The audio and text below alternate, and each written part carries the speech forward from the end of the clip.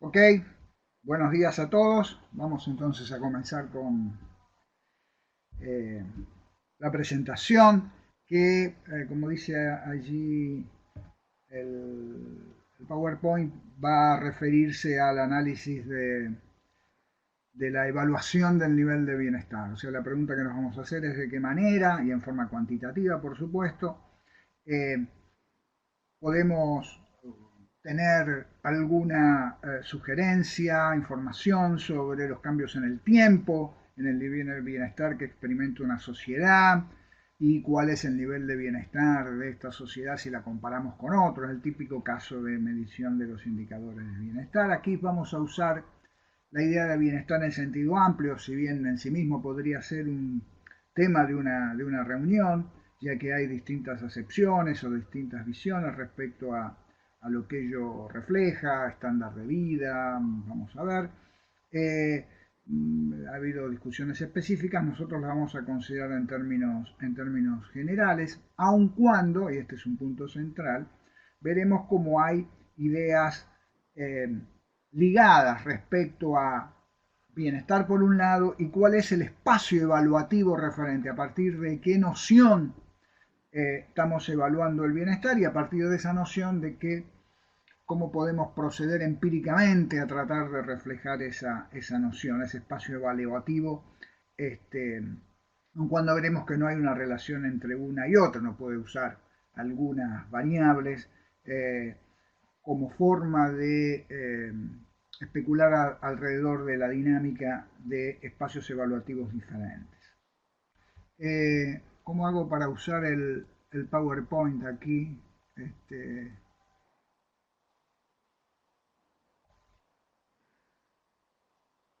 bien, eh, las, al tratar de evaluar el espacio evaluativo de una sociedad tenemos que tener en cuenta dos aspectos. Por un lado, como les decía, cuál es la dimensión o las dimensiones que son apropiadas para evaluar el bienestar. ¿Eh? ¿Cuál es el espacio evaluativo o el maximandum? ¿Cuál es la variable que la sociedad pretende maximizar? Ah, eh, una vez definido esto, una vez acordado sobre esta dimensión conceptual relevante para la evaluación del bienestar, tenemos que dar un paso más y decir cómo puedo empíricamente evaluar el nivel y cambios en ese maximando a partir de la identificación de variables o variables cuantitativas que yo pueda seguir. Entonces, la primera cuestión tiene que ver con la evaluación del bienestar individual a nivel conceptual y a nivel empírico. O sea, yo puedo tener un indicador de por qué una persona ha mejorado su bienestar y el por qué el bienestar de unas personas es más elevada que el de otros. Ese es el primer aspecto. Y el segundo aspecto es cómo a partir de tener evaluaciones individuales del bienestar podemos pasar a diagnosticar el bienestar de una sociedad. Cómo a partir de esos datos, de esa idea, podemos plantear lo mismo a nivel social. Como les decía antes, ver si ha cambiado el nivel de bienestar de una sociedad en el tiempo o comparado con el de otras sociedades peor o mejor.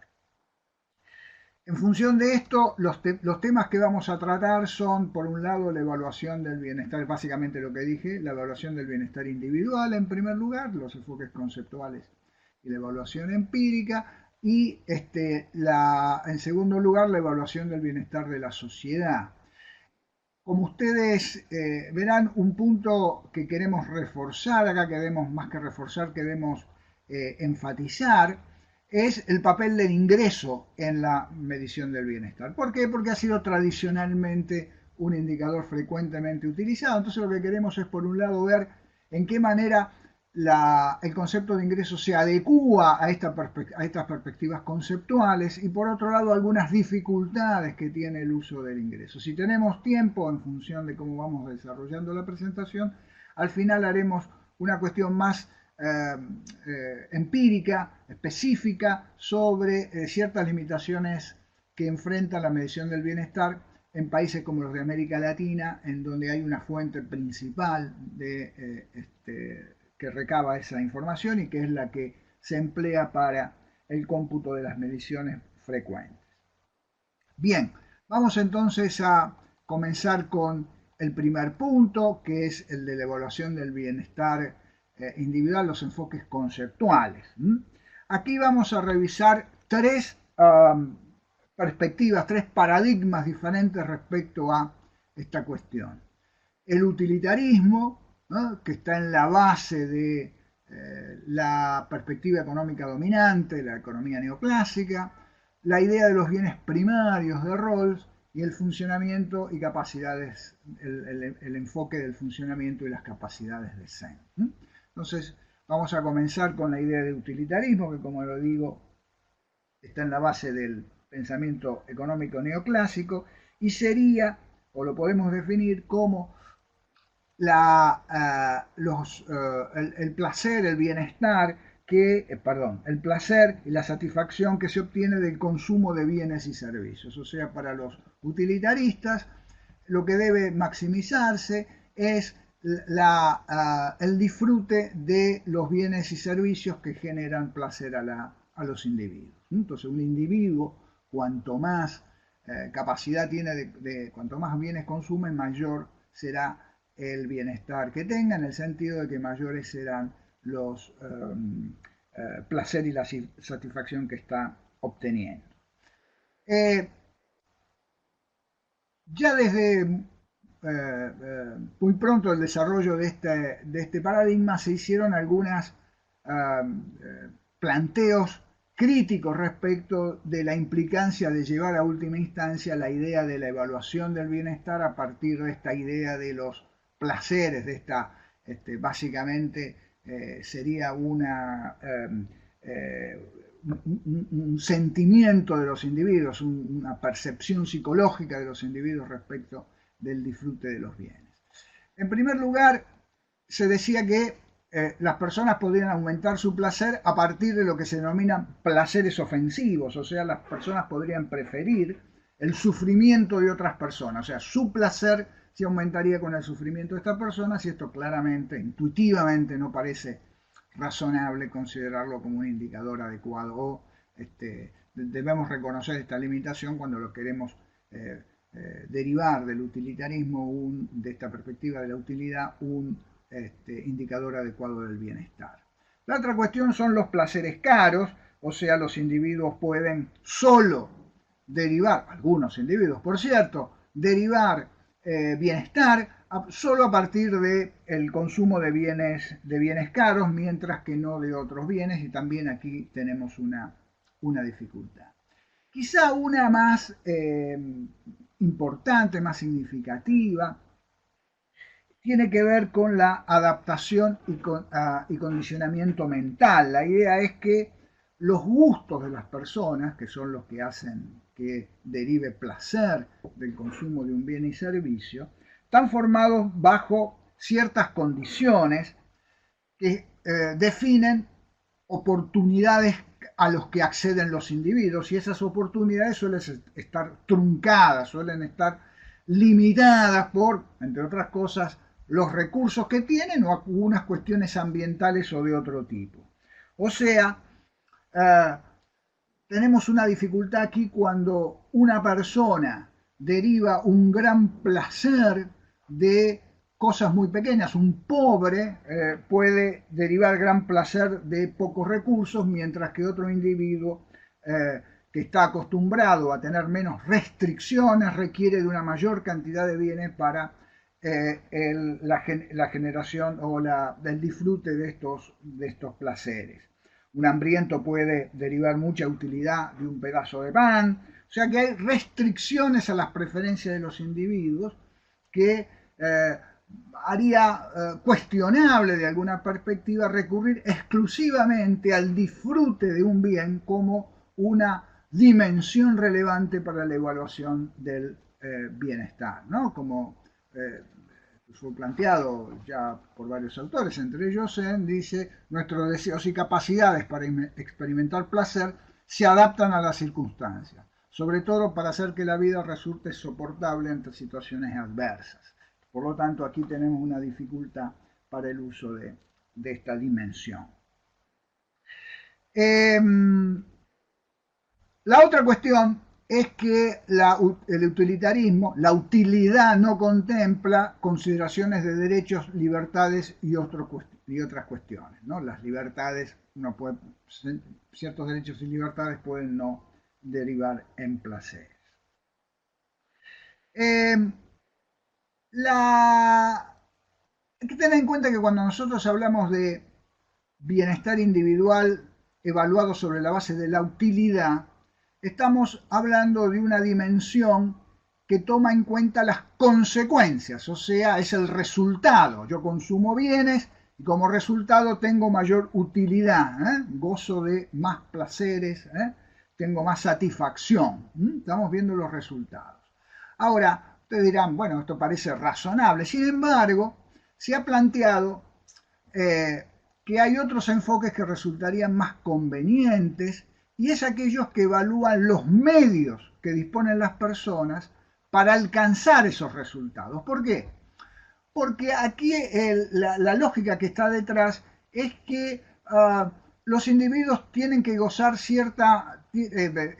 relevante también el de gozar de libertad para decidir cómo elegir esos bienes. O sea, si una persona tiene los recursos y decide ayunar, posiblemente no disfrute del placer que le genera el consumo de alimentos, pero es una decisión del individuo, en tanto obviamente no esté forzada, en el sentido de que tiene los recursos necesarios para hacerlo y sin embargo toma una decisión de no realizarla. Por lo tanto, la idea de libertad como constitutiva de la lógica del bienestar parece más adecuadamente considerada en aproximaciones que se fijen en los recursos y no en los resultados, en los medios y no en los resultados. Y precisamente los otros dos paradigmas que yo mencioné y que vamos a tratar enfocan esta idea de los resultados. El primero es el planteo de este muy conocido filósofo que es Rawls, que plantea la idea de que los individuos deberían maximizar la cantidad de bienes primarios. O sea, cuanto más bienes primarios, mayor es el grado de libertad que tienen los individuos para el logro de sus resultados. ¿A qué llama él bienes primarios? A las libertades básicas. Él dice, no podemos ir en detalle, pero él dice que hay una cuestión que es previa a cualquier otro bien y es la libertad de asociación, de expresión, o sea, las libertades básicas.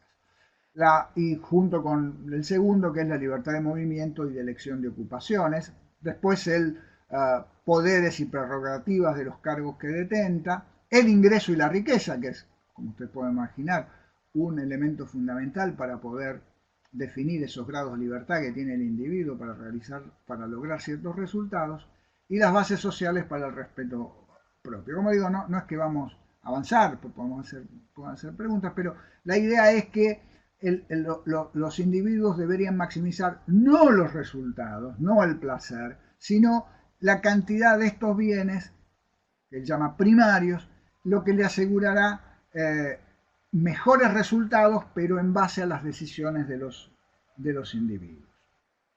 Ahora, se señala que Rawls está bien encaminado, o por lo menos él está de acuerdo con este enfoque de los bienes primarios en tanto reflejan adecuadamente los medios y no los resultados, pero que no toma en cuenta un hecho y hace que dos personas pueden tener los mismos bienes primarios y sin embargo no tener lo que él llama la misma libertad sustantiva, el mismo grado de libertad sustantiva, ¿no?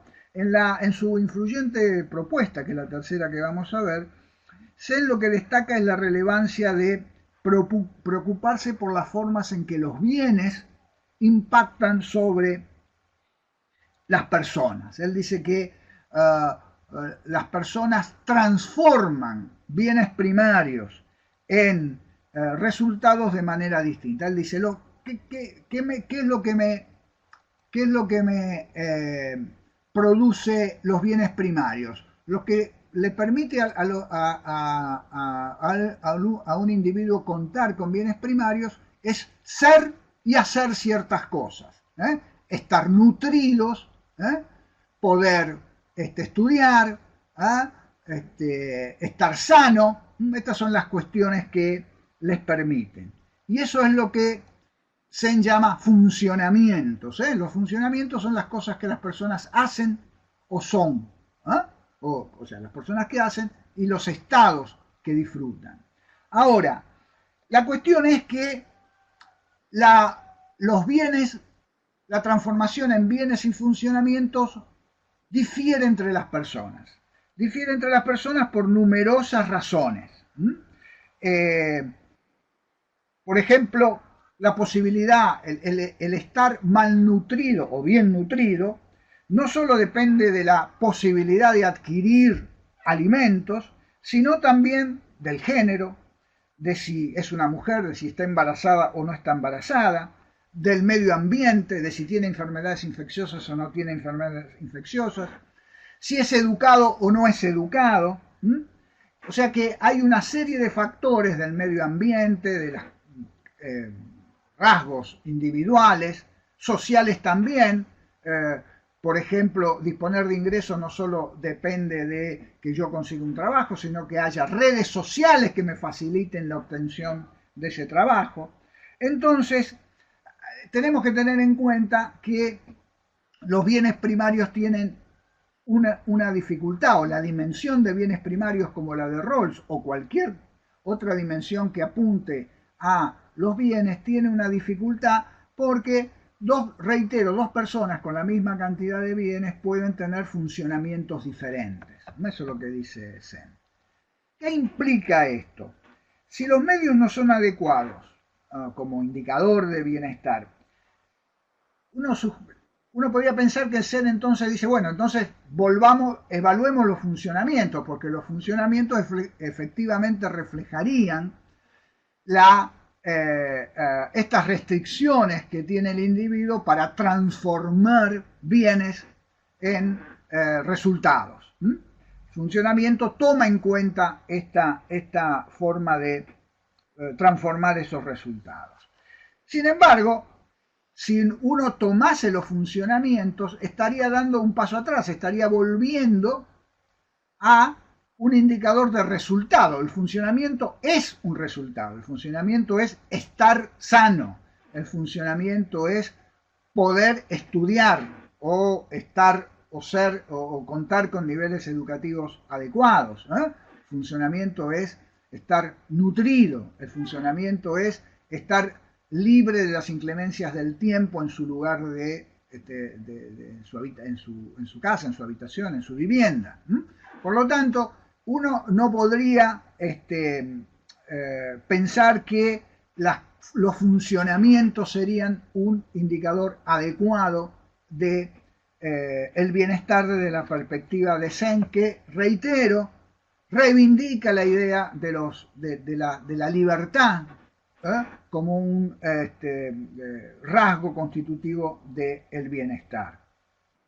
Por lo tanto, ¿cómo él resuelve este tema? ¿Cuál es el planteo, la sugerencia que él hace? Y él dice que para evaluar el bienestar, yo no tengo que mirar al funcionamiento, sería, reitero, un resultado, sino que debería evaluar el conjunto de los funcionamientos a los que puede acceder un individuo. O sea, un individuo, dados los recursos que tiene y dada esa capacidad de transformar recursos en funcionamientos, tiene un conjunto de funcionamientos diferentes, y ese conjunto de funcionamientos, no necesariamente el que observamos en un momento determinado, sino a todos los que puede acceder, constituye la dimensión de bienestar adecuado. Bueno, todo lo que le venía diciendo. Este conjunto de vectores de funcionamiento es lo que él llama capacidades. ¿Eh? No es el funcionamiento mismo, sino el conjunto de vectores de funcionamiento. A ver si lo vemos claro con este ejemplo. Supongamos que este es un vector de funcionamiento. Cada estrellita ahí nos está diciendo un funcionamiento que efectivamente logra o que podría lograr un individuo. Yo, como le digo, estar bien nutrido, estar bien educado, poder movilizarse adecuadamente en su medio, tener contactos, establecer contactos sociales, un conjunto de funcionamiento. Decía, si nosotros nos fijamos en el funcionamiento efectivo, en el vector de funcionamientos efectivos de un individuo, estamos viendo un indicador de resultados que no sería adecuado. Por lo tanto, el indicador adecuado es distintos vectores de funcionamiento a los que puede acceder. Digamos que, dado sus recursos, reitero, recursos y capacidad de transformar recursos en funcionamiento, estos son los que puede acceder este individuo. Por lo tanto, este espacio del conjunto de los vectores de funcionamiento es lo que se llama la capacidad. Y esto es lo que él dice deberíamos tratar de evaluar. O sea, con esto he presentado las tres paradigmas que yo propongo revisar en esta reunión. Los que son alumnos del curso, esto está de alguna manera también reflejado en las clases correspondientes. Entonces hemos evaluado la utilidad, hemos visto cómo la utilidad es un indicador de resultado y tiene algunas dificultades en tanto las limitaciones que he mencionado. Tenemos el de los bienes primarios de Rawls, que desde cierta visión es un avance en tanto no se fija en los resultados, sino en los medios. Y hemos visto Sen, que surge de una crítica a la idea de Rawls, o sea, una aceptación o una coincidencia respecto de lo adecuado es que mirar los medios, pero que su enfoque es limitado en tanto no reconoce la especificidad con que cada individuo transforma medios, bienes primarios, en resultados. Vamos ahora al segundo de los temas que habíamos planteado, que es la evaluación empírica, y detenernos un poquito en el papel del ingreso. Permítame un poquito. El ingreso está asociado a la idea de cantidad de bienes y servicios. O sea, a ver, déjenme marcar. Desde la perspectiva utilitarista, el ingreso calza o aparece como un indicador adecuado para operacionalizar la idea de utilidad. Si el maximando es la utilidad de los individuos que se deriva del placer de consumir bienes y servicios, el ingreso de un individuo, o lo que gasta, o sea, sus ingresos, o en forma más efectiva lo que gasta, monetario me refiero, ya una variable cuantitativa, una variable observable, parece relevante. ¿Por qué?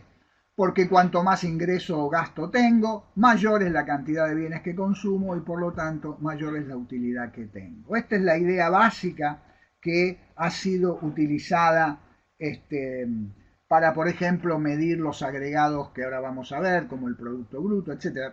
Piensen que todavía estamos a nivel individual, ¿no? Pero que a nivel social se utiliza. Y además el ingreso es utilizado como un indicador claramente asociado al bienestar de la manera cotidiana, a veces de manera implícita, en el sentido de que una persona, cuanto mayor es el ingreso, mayor es el bienestar que nosotros le asociamos. Sin embargo, también existen dificultades para considerar que dos personas que tienen el mismo ingreso tienen el mismo nivel de utilidad o que el ingreso per se es suficiente. Nuevamente ha habido mucha discusión sobre este tema, sobre algunas de las limitaciones que yo me voy a permitir conversar con ustedes ahora. Una de ellas es que no contempla algunos efectos negativos que se generan y que el ingreso, reitero, no llega a captarlos. Por ejemplo, Si yo tomo el ingreso o el gasto, digamos, si yo digo, bueno, yo gasto más, tengo más bienes, y si tengo más bienes, tengo más utilidad. El problema es que algunos de los gastos que yo realizo no son gastos asociados al consumo de bienes que me brindan utilidad, sino más bien son gastos para compensar efectos negativos, y es lo que se llama gastos defensivos. Por ejemplo, si yo tengo que gastar en seguridad, alguien que me instalar una alarma o pagar a el edificio, pagar a una persona que trate de cuidar la seguridad, en realidad ese no es un gasto que me genere utilidad, que me genere placer, sino es un gasto que hago como para compensar la desutilidad que me genera la inseguridad. Y lo mismo si tengo que hacer gastos para compensar una situación de medio ambiente inadecuada. O sea, si por alguna razón en un momento determinado, en el ámbito en el cual yo estoy viviendo, hay problemas en la calidad del agua, etcétera, yo tengo que efectuar gastos que lo que hacen es, se llama defensivos porque yo lo que hago es compensar desutilidades. Por lo tanto, uno diría que ese gasto no contribuye al bienestar. La otra cuestión que los economistas han trabajado mucho es el tema de las economías, de economías externas, básicamente, o que llaman también externalidades, ¿no? Si yo tengo un nivel de ingreso, pero una persona fuma al lado mío, digo, para poner un caso típico, no digo que sea importante, el hecho de que yo tenga que soportar que otra persona fume al lado mío me está reduciendo la utilidad. ¿Qué es lo que trata de transmitir esta idea? Que mi utilidad está afectada no solo por el consumo de bienes sobre el cual yo tomo la decisión de adquirir, sino que nuevamente la sociedad, el medio ambiente me genera fenómenos que me afectan la utilidad, aun cuando siga consumiendo la misma cantidad de bienes. Yo podría decir que si yo consumo bienes a costa de la depreciación de recursos naturales, también el indicador de ingresos no es adecuado. El ingreso o el gasto no contempla los bienes producidos por el hogar, todos los temas de, por ejemplo, cuidado en el hogar, son bienes que me generan disfrute, que me generan utilidad y sin embargo no están contemplados en el ingreso. Y en sentido contrario hay, por ejemplo, bienes que no implican gastos, que no están asociados a mi ingreso y de los cuales también disfruto, como el hecho de los bienes provistos por el Estado. Entonces, tenemos nuevamente con el ingreso un conjunto de factores que hacen que como indicador de utilidad, pensando nuevamente dentro del paradigma utilitarista, me dice que el ingreso aparece como un indicador razonable, pero tenemos que tener en cuenta estas limitaciones. A lo largo de la discusión sobre este tema, que le digo es una discusión ya de muchas décadas, se han hecho propuestas para tratar de contemplar estos factores. Por ejemplo, hacer una estimación cuantitativa del valor de los bienes que produce el Estado, ¿no? Y entonces vamos a ver que a nivel agregado eso se hace, es más difícil hacerlo a nivel individual, pero hay esfuerzo. O sea, la idea es que no solo sea el ingreso monetario que recibe el individuo, sino lo que llama una imputación, una estimación de lo que sería el ingreso equivalente o el gasto equivalente a los bienes que provee el Estado. Y con algunos de los otros aspectos que están aquí mencionados también se han hecho propuestas. Algunas son de uso más frecuentes, algunas son simplemente propuestas que no han avanzado mucho en su implementación práctica. Bien, entonces hemos visto cómo desde la perspectiva utilitarista es la forma usual de poner en práctica, o sea, de elegir un indicador que tenga por atrás como soporte conceptual la idea de utilidad. Vamos a ver ¿Qué pasa con la idea? No nos vamos a meter con Rawls porque sobre ese no ha habido muchos avances en el campo de la aplicación práctica, pero vamos a hablar, a dedicarnos al tema de Zen, el tema de la evaluación de las capacidades y funcionamientos. A ver, la experiencia muestra que hay muchas mediciones, lo que llaman mediciones multidimensionales del bienestar, que están muy ligadas a la idea de funcionamiento. ¿Qué sería una medición multidimensional del bienestar? Es un indicador que combina, eso es una medida que combina indicadores de logro en ciertas dimensiones. Por ejemplo, combina el nivel educativo, la calidad de la vivienda, el nivel nutricional, combina distintos indicadores por los cuales se tiene información cuantitativa y se llega a un indicador promedio. No nos vamos a meter en este lado. Ustedes conocen uno, van a conocer a lo largo del curso 1, que es el índice de desarrollo humano. El índice de desarrollo humano es un indicador multidimensional, quizá el más conocido, salvo que es a nivel de la sociedad. Después vamos a volver, pero si ustedes lo pensasen a nivel individual, este sería un indicador multidimensional. Es un indicador multidimensional de funcionamiento, o sea, lo que mide son resultados. No nos está midiendo capacidad, y ahí hay un problema. ¿Cuáles son estos indicadores? Como le digo, educación, salud, no sé si creo que puse algo ahí, educación, vivienda, salud, etcétera, ¿no? Hay dificultades, eso está trabajado en el curso para los que son alumnos del curso. No es este el lugar, este es el objetivo. La pregunta es, yo mencioné el índice de desarrollo humano, pero en las clases, por ejemplo, hay otros ejemplos. Pero estamos, reitero, disculpen la insistencia, hablando de un indicador asociado a la diferencia, a la dimensión de funcionamiento y no de capacidades. ¿Qué pasa con este punto? ¿Qué se ha avanzado en términos de capacidades? En realidad, poco, porque es muy difícil, usted se puede imaginar, saber cuáles son todas las posibilidades que tiene un individuo con los recursos que posee. Y el mismo Zen fue claro o reconoció esta dificultad diciendo que, y esta es una frase, un texto de él, dice, de hecho, el set de capacidades no es directamente observable y debe ser construido sobre la base de presunciones.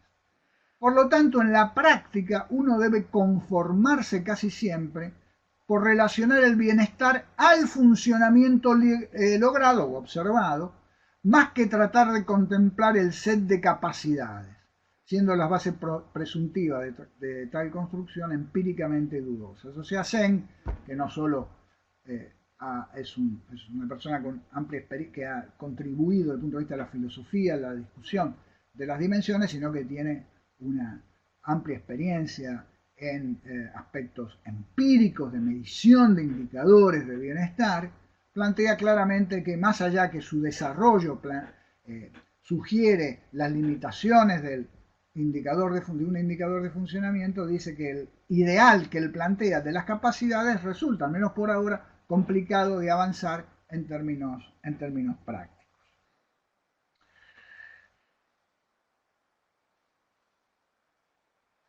¿Cómo se relaciona el ingreso con esta idea de funcionamientos y capacidades, ¿no?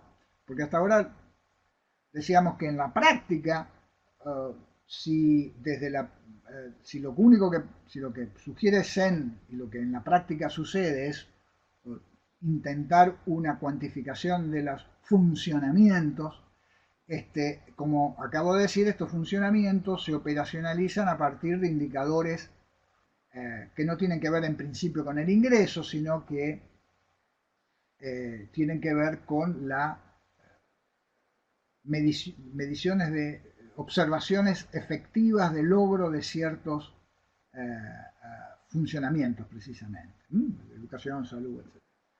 Pero siempre ha habido una discusión de la razonabilidad también del ingreso en el bienestar.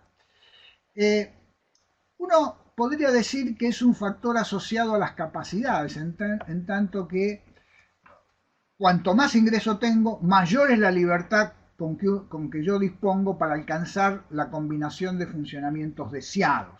En realidad diciendo esto estamos diciendo algo parecido a Rawls. Si en tanto el ingreso o la riqueza, vamos a ver, es un bien primario para Rawls, Rawls razonaba de esta manera: cuanto mayor es la cantidad de bienes que dispongo, bienes primarios y en particular el ingreso, mayor es la libertad con que yo cuento para decidir qué logros alcanzar en la práctica. Ahora, si decimos eso, no estamos olvidando de la crítica de Sen respecto a que el ingreso a lo sumo es uno de los factores. En tanto, como mencioné hace un minuto, las dos personas transforman bienes en funcionamientos de manera distinta. Por lo tanto, dos personas con el mismo ingreso pueden tener distintos grados de libertad para alcanzar funcionamientos alternativos, del mismo grado de funcionamiento. Pero además, el uso del ingreso enfrentaría similares cuestiones a las ya alcanzadas. Si yo miro el ingreso monetario, me estoy, por ejemplo, olvidando del papel del Estado, que amplía el conjunto de capacidades que yo tendría para lograr los funcionamientos. Uno podría decir, bueno, esto puede ser ajustado con ciertas imputaciones, pero en principio tenemos ahí la misma dificultad. Por lo tanto, en general, el ingreso no cumple un papel central en las mediciones basadas en la idea de funcionamiento. Ustedes me dirán, ¿por qué, por ejemplo, en el índice de desarrollo humano el ingreso está incluido? En realidad, aquí el ingreso está incluido porque, más bien por consideraciones de tipo práctica, en el sentido de que hay algunos funcionamientos que son difíciles de observar. Por ejemplo, todo lo que tiene que ver con nutrición es difícil de observar y por lo tanto los ingresos en principio me permiten asociar a la capacidad de adquirir ciertos bienes de consumo. Como ustedes verán, es una inclusión que apela a un efecto muy indirecto y, vuelvo a decir, se deriva de limitaciones de la información y por lo tanto es en ese sentido que debemos considerar. Desde el punto de vista conceptual, el ingreso no jugaría un papel significativo en la perspectiva de los funcionamientos. Bien, hasta ahora hemos discutido entonces las dimensiones relevantes y las formas de evaluarla del bienestar individual, ¿no? O sea, la cuestión es, hasta ahora hemos tratado de plantear alternativas, o por lo menos revisar las alternativas más frecuentemente consideradas de la evaluación del bienestar del individuo, ¿no? El ingreso de dos personas de la perspectiva utilitarista o algún indicador de funcionamiento que nos permite decir si una persona tiene mayor bienestar que el otro. Pero, como decíamos, el objetivo que nosotros nos planteamos es el de un indicador societal, un indicador que nos dé cuenta de la situación de la sociedad en su conjunto. Entonces tenemos que pasar al tercero de los temas, que es la evaluación del bienestar de la sociedad, y aquí hay un punto importante que es el tema de la equidad. A ver, siguiendo con lo que decíamos antes, uno podría decir que si yo tengo los ingresos de los individuos, una forma de evaluar el bienestar de la sociedad de la perspectiva de la utilidad es, y de hecho se lo hace, es sumar los ingresos de los individuos y llegar a lo que se llama el PIB. O sea, el PIB, el Producto Bruto, todos los indicadores asociados, el ingreso nacional, bueno, hay un conjunto de indicadores de lo que se denomina las cuentas nacionales, que es lo que ustedes ven en los diarios cotidianamente en sus países y que se emplea como un indicador, el indicador de la situación económica y social de un país. Por lo tanto, ¿cómo pasamos del ingreso individual a indicador del bienestar individual a un indicador del bienestar social? Simplemente a partir de la suma. El PIB sería, a ver, déjeme ver, no. El PIB sería un indicador del conjunto del país en tanto constituye la suma de sus ingresos. Precisamente, esto no solo apela a, si ustedes quieren, una solución intuitiva de cómo pasar de lo individual o a lo colectivo, a lo societal, sino que está basado en un planteo filosófico de los utilitaristas. ¿Por qué? Porque los utilitaristas no solo plantean a la utilidad como el maximando relevante a evaluar, es como la dimensión relevante para evaluar el bienestar, sino que señalan que la sociedad debería procurar buscar el mayor bien para el mayor número. O sea, para los utilitaristas lo que importa es que la mayor cantidad de utilidad en el conjunto de la sociedad sea aquello que se busque. Desde esta perspectiva no importa las diferencias que se dan entre individuos, sino lo que yo tengo que buscar es el máximo del total. La mejor situación es aquella que tiene el valor más alto del agregado de los valores de las utilidades de los individuos. La suma, para decirlo sencillo. De hecho, esto es en utilidad, pero también a veces se utiliza este criterio cuando se emplea indicadores de funcionamiento. Por ejemplo, el índice de desarrollo humano es en alguna medida producto de la suma de los, si ustedes quieren, índices de desarrollo humano individual. En la práctica no se hace así por problema empírico de construcción, pero uno lo puede pensar de esa manera. Por lo tanto, el IDH no es más que el promedio, o si ustedes quieren la suma promediada, de todos los capacidades, efectivamente funcionamientos, de los habitantes de un país. O sea, también usa el agregado. Con lo cual quiero decir, una cosa es el criterio del indicador, de la dimensión y del indicador, y otra cosa es el criterio de cómo pasar de lo individual a lo agregado. En la teoría utilitarista, en el enfoque utilitarista, tenemos respuesta a ambos aspectos. Teóricamente se habla de la utilidad y el ingreso como proxy, y también se plantea la necesidad de la suma o la conveniencia de la suma como indicador del bienestar societal. En el paradigma de los funcionamientos, la preocupación ha sido siempre mayor respecto del indicador individual y menos sobre el indicador social, más allá de que el objetivo de quienes trabajan este tema son los indicadores sociales.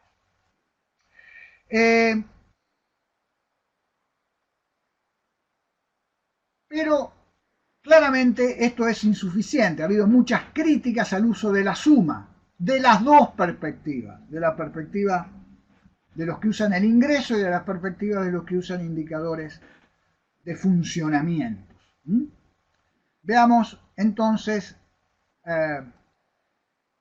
esto que está también en las clases, que describe estados de una sociedad particular o distintas sociedades parecidas que tienen tres individuos. Las personas A, los individuos A, B y C, y lo que ponemos ahí son, en números romanos, ponemos distintos estados o situaciones o países. Los números que están ahí puede ser el ingreso o un número que refleje cualquier otro maximando, por ejemplo, un número que me refleje un índice de funcionamiento. Si nosotros vemos, a ver si puedo, si nosotros vemos acá, las sociedades que van, o los estados entre el 1 y 5, serían estados que desde la perspectiva utilitarista tendrían el mismo bienestar. ¿Eh? ¿Eh? Tendrían el mismo bienestar, ¿por qué? Porque la suma de lo que fuera, ingresos, bienes, funcionamientos, es la misma. Por lo tanto, aquí no podríamos diferenciar. Sin embargo, se señala que un elemento constitutivo del bienestar es la equidad. O sea que nosotros, además de fijarnos en el total, deberíamos fijar la forma en que se distribuye el bienestar. No da lo mismo, desde esta perspectiva, dos sociedades en las cuales todo el ingreso lo tenga una persona o el bienestar de una persona sea muy alta y el de los otros miembros sea muy bajo, al de otra sociedad que tiene el mismo total, pero que se distribuya de forma diferente. Precisamente, si nosotros nos concentramos ahora en estas sociedades que tienen el mismo total, en la 1 entre la 5, podemos tratar de ver si la mirada en la equidad, la distribución, nos permite ser un poco más discriminador respecto de la situación, es decir, que hay algunas situaciones mejores que la otra. Desde cualquier perspectiva de equidad intuitiva, nosotros no nos vamos a meter acá, ustedes ya lo van a ver más adelante, no nos vamos a meter acá en temas de cómo evaluar la distribución, pero simplemente desde el punto de vista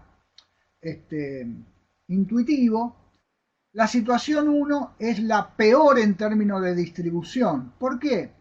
Porque si ustedes ven cualquiera de las distribuciones que van de 2 a 5, surge de una redistribución de la 1 del ingreso más alto al más bajo. ¿Ven?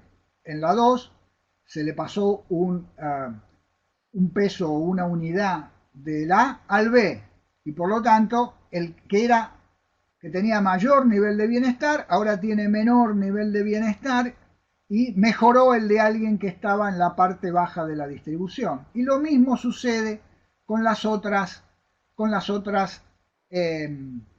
estados, del 2 al 5. Por ahora no podemos decir qué pasa al interior de esto, pero claramente podemos decir que si incorporamos el criterio de equidad, claramente uno es peor en términos de bienestar al resto, ¿eh? Sería el estado con menor bienestar. Pero como les digo, no podemos decir mucho con los elementos que tenemos hoy y con los que tenemos capacidad, tiempo de desarrollarlo, no podemos decir mucho sobre la equidad entre 2 y 5 porque va a depender de cómo valoremos las transferencias hechas en la parte baja o las transferencias hechas en la parte alta. Ustedes lo verán más, o por lo menos los que están en el curso lo verán más adelante. Salvo que recurramos a un criterio particular de equidad que se llama el criterio del Maximin de Rawls. Rawls, además de su teoría de los bienes primarios o de su propuesta sobre los bienes primarios, señalaba que dos sociedades, que la evaluación de las sociedades debería hacerse en función de lo que le pasa al que menos tiene. Y por lo tanto, dos sociedades, si evalúo dos sociedades, aquella que desde el punto de vista distributivo es mejor, es aquella que el que menos tiene, tiene más. Si ustedes ven la persona que tiene menos en cualquiera de las situaciones, es este individuo C. Y vemos que la mejor situación sería la situación 4. Sería la situación 4, ¿por qué? Porque allí el individuo C es la situación en la que obtiene el mayor nivel. Por lo tanto, 4 sería el estado con mayor bienestar según el criterio del Maximin. Aquí sí podemos ser claros respecto de la respuesta. Obviamente, no todos aceptan al Maximin como un criterio adecuado. Digo, sí, coincidimos con ese criterio, podríamos sí tener un diagnóstico sobre la situación. Ahora, hasta ahora estábamos hablando o estábamos enfocando en análisis en estados donde el total era el mismo y por lo tanto, desde el punto de vista de la suma, no había diferencias y las diferencias estaban desde el punto de vista de la equidad, y si incorporamos la equidad como un criterio de bienestar social, podemos discriminar un poco más. Si usamos el maximin, podemos discriminar cuál es el mejor. Si usamos el criterio de equidad distributiva más general, al menos podemos señalar que uno es el peor. Ahora, ¿qué pasa cuando evaluamos todas las sociedades? ¿Y qué significa evaluar todas las sociedades? Que enfrentamos un problema, porque enfrentamos la necesidad de evaluar qué pasa con el total y qué pasa con la distribución. Por lo tanto, vamos a concentrarnos ahora. Ven, acá el total va cambiando. Por lo tanto, obviamente, desde el punto de vista de la planteo utilitarista o del planteo de la suma, la sociedad 9, me equivoqué, no es la 9, es la 8, es la que tiene el mayor bienestar por la suma, es la 8, discúlpenme. Y desde el punto de vista del maximin, nuevamente acá hay un error, me equivoqué, la que tiene el mayor nivel es en la 9, porque el señor C es donde tiene el mayor valor, o sea, la 8 es la más adecuada desde el punto de vista de la suma, la 9 es la más adecuada desde el punto de vista del maximin. Entonces ahí tenemos una primera cuestión. ¿Qué pasa cuando queremos hacer consideraciones de equidad? Para lo cual concentrémonos en los casos que van del 5 al 9, o sea, casos donde cambian el total, donde tenemos cambios en el total. Aquí vemos que desde el punto de vista del, como dije, desde el punto de vista del total, la mejor es la 8, pero digo, ¿qué pasa cuando hacemos consideraciones de equidad? Concentrémonos primero en las consideraciones de equidad. Desde el punto de vista de equidad, lo que diría acá es que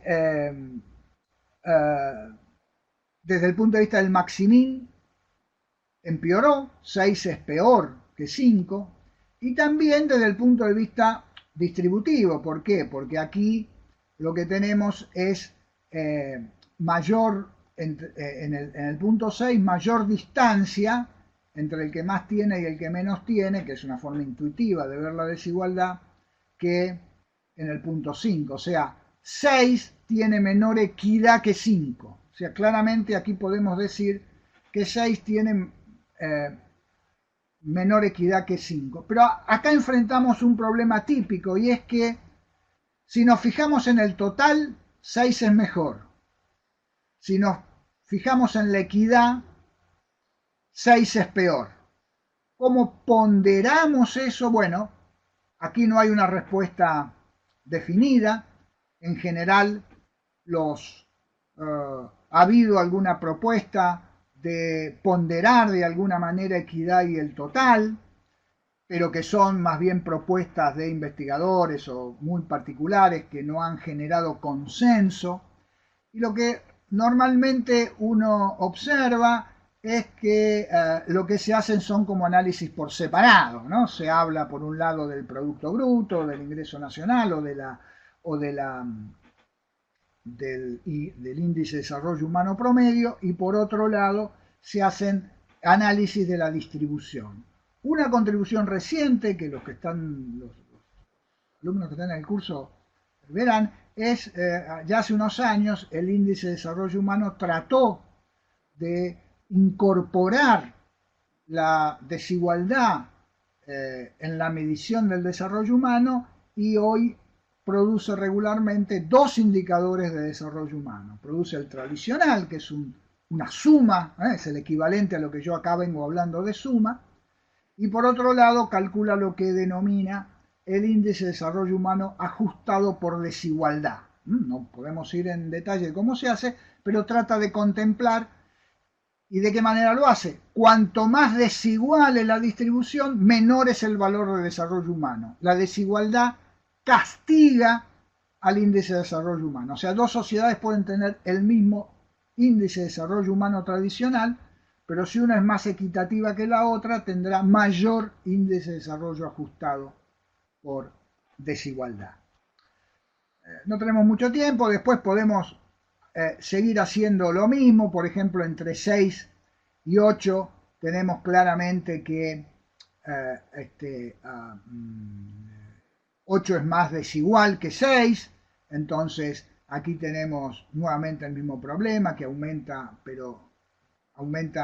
el total, pero la desigualdad también aumenta, y por otro lado tenemos una situación como la comparación entre 7 y 9, donde aquí no habría dificultades porque tanto el total como la desigualdad, aumenta el total y baja la desigualdad. Ven acá, el señor A duplica un poco el ingreso, pero el señor C, que es el que tiene menos recursos, la multiplica por 6, o sea, se acercan los indicadores. Acá había una relación de 20 a 4 y acá de 42 a 26. O sea que ahí tenemos una dificultad. En este caso no tendríamos dificultad, pero en casos como el anterior tenemos esta dificultad. Bien.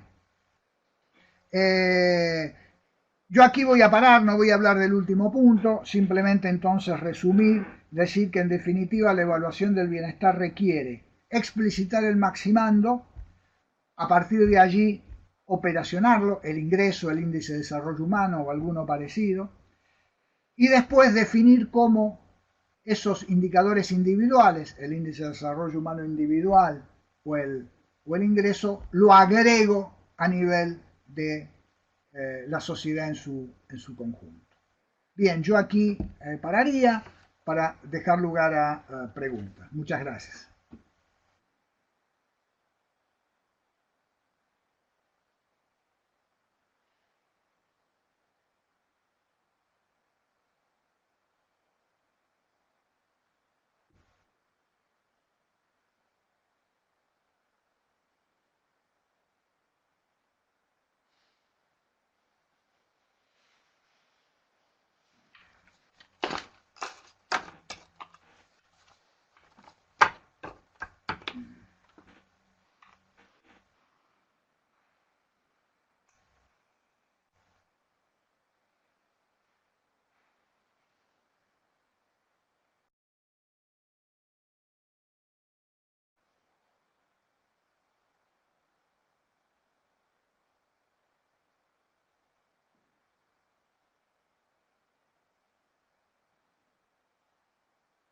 Luego, gracias.